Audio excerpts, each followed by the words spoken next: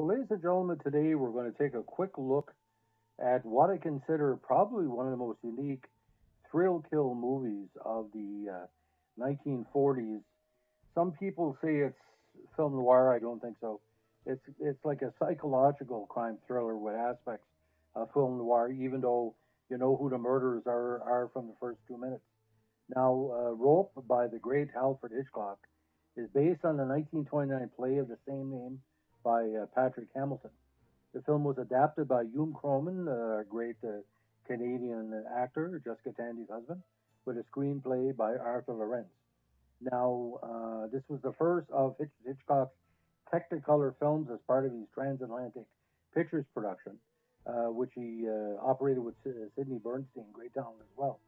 Now, it starred Jimmy Stewart, John Dahl, and the underrated Farley Granger.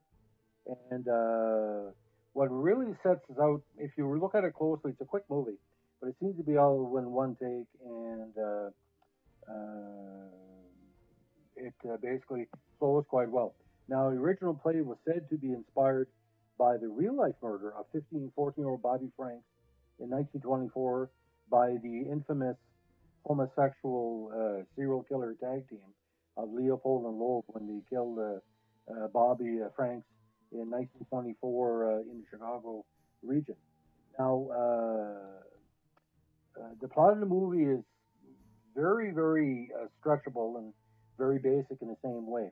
Now, two brilliant young students, Brandon Sean Philip Morgan, strangle or death their former classmate from Harvard, David Kentley, in their Manhattan penthouse apartment. Their goal is to prove their superiority over people like David as an intellectual exercise, and you want to commit the perfect murder. After hiding the body in a large antique wooden chest, Brandon and Philip host a dinner party at the apartment, which has a panoramic view of Manhattan skyline. The guests, of course, are completely unaware of what happened, including the victim's father, the aunt. His mother is unable to attend because of a cold. Also present is some of David's friends. Now, when Jimmy Stewart shows up, this is where the ball starts rolling very quickly. Stewart, through questions and noticing that the pair are overwrought, he kind of finds out in short notice that something is not right here, and something needs to be either discovered or admitted upon. And the action happens very quick because it was a very what do you call stage play style. Hitchcock decided to put it all together, like I said, in that flowing photography style, and each movement and each expression on the face of the characters is not wasted. Now, it was officially released actually on my birthday. I wasn't born at the time, but August 26, 1948. And in 80 minutes, it was probably one of the quickest Hitchcock movies that you'll ever see. Again, 80 minutes, but nothing is really wasted.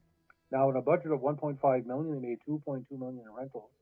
Uh, and like I said, the cast, like Jimmy Stewart plays a very, not say against type, but Jimmy Stewart in a lot of ways was Hitchcock's male muse, just like Grace Kelly and Vera Miles and Janet Leigh and Tippi Hedren were later on. But Jimmy Stewart, if he was not in this movie, you had to have a balance of evil and good in this such a movie.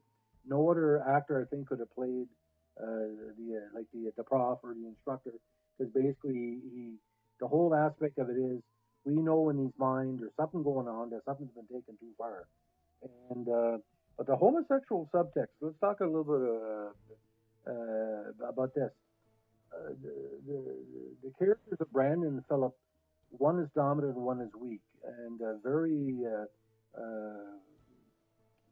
little homosexual, little aspects of homosexuality are kind of not talked about or talked about in this.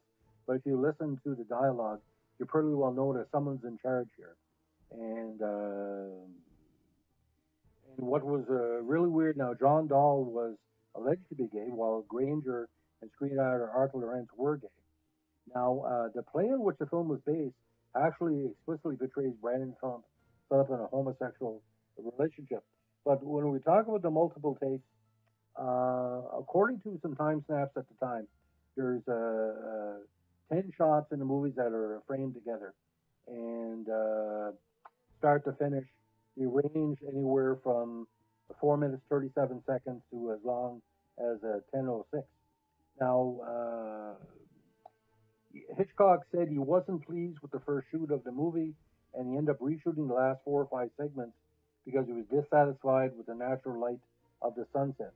Now, the long take approach is basically not as common now, but you look at various big directors, numerous takes would talk over, like the Alton style, got to be more prominent into the 1960s and 70s.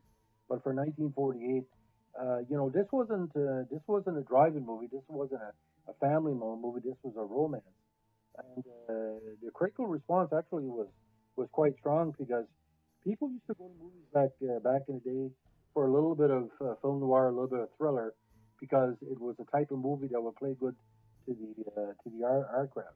Now, Rope was not really a big release on television over years. By 2001, the movie got a little bit more acclaim because after Hitchcock died, and when the majority of modern critics started looking at the Hitchcock oeuvre, some people believe it's a top six Hitchcock movie. I tend to agree. Rotten Tomatoes, based on 47 reviews, said a 94%. Now, related movies through the years included actually Compulsion, which is an Orson Welles movie that talked about the Leopold and Loeb episode. And